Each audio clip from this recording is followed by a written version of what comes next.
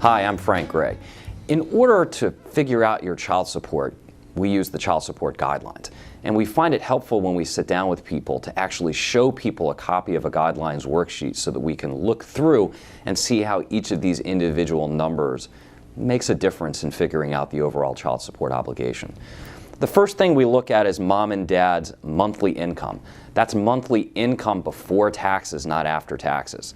We take away any pre-existing child support payment that mom or dad pays for other children, not for these kids, but for other children that they have a court obligation to pay for. We take away alimony that they actually pay in another case that they're court ordered to pay.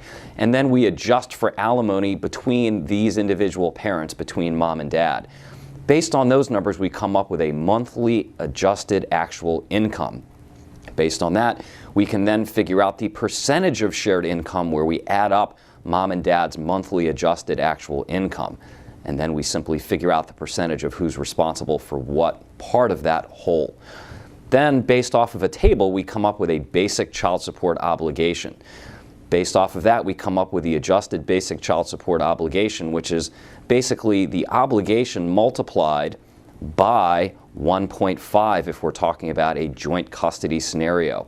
We then move on to the number of overnights we have with each parent, because once you get above the 128 number for overnights, what happens is we start to put in an additional calculation where you get credits for more overnights spent by each parent.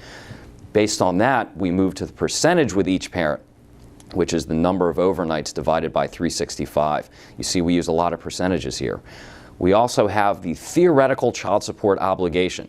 Now, if we don't have any additional expenses, we would go with that theoretical obligation. But we have some additional expenses that we have to figure out, including a work-related child care expense, a health insurance premium, extraordinary medical expenses, cash medical support, and additional expenses that are narrowly defined.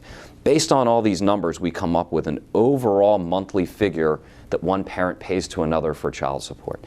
If you'd like us to sit down with you and go over what might be your child support obligation or what you might be entitled to receive in child support, feel free to visit the website below or to call our office to schedule an appointment. And while you're at our website, feel free to download a copy of our free informational book.